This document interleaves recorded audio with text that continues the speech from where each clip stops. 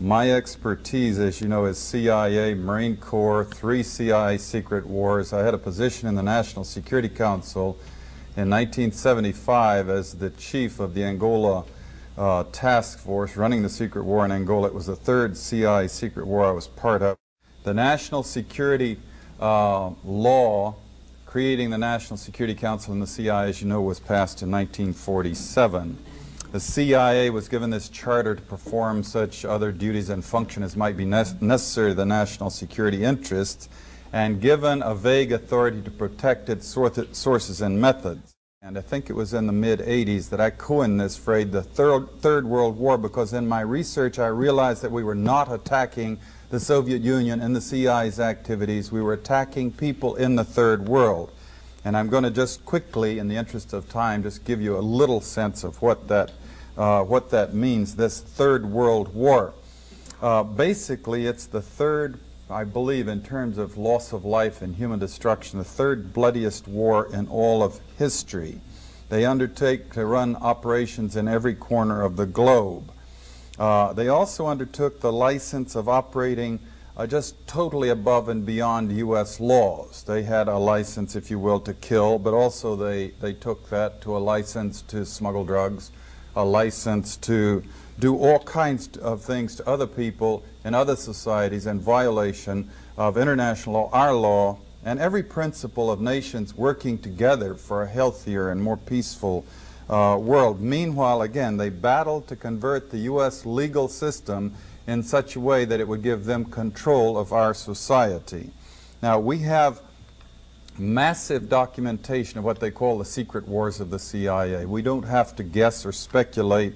We had the Church Committee investigate them in 1975, gave us our first really in-depth, powerful look inside this structure. Senator Church said in the 14 years before he did his investigation that he found they had run 900 major operations and 3,000 minor operations. And if you extrapolate that over the whole period of the 40-odd years that we've had a CIA, you come up with 3,000 major operations and over 10,000 minor operations. Every one of them illegal, every one of them disruptive of the lives and societies of other peoples, and many of them bloody and gory beyond comprehension almost. Extensively, we manipulated and organized the overthrow of functioning constitutional democracies in other countries. We organized secret armies and directed them to fight in just about every continent in the world. We encouraged ethnic minorities to rise up and fight, people like the Mosquito Indians in Nicaragua, the Kurds in the Middle East, the Monks in Southeast Asia. We have organized, and we still do, and fund death squads in countries around the world, like the Treasury Police in El Salvador, which are responsible for most of the killing of the 50,000 people just in the 80s, and there was 70,000 before that. And orchestration, CIA, secret teams, and propaganda led us directly into the Korean War. We were attacking China from the islands, Quemoy, Matsu, Thailand, Tibet. A lot of drug trafficking involved in this, by the way, until eventually we convinced ourselves to fight the Chinese in Korea, and we had the Korean War, and 1 million people were killed. Same thing for the Vietnam War, and we have extensive documentation of how the CIA was involved at every level, or the national security complex, because it's a very cooperative thing, into manipulating the nation into the Vietnam War.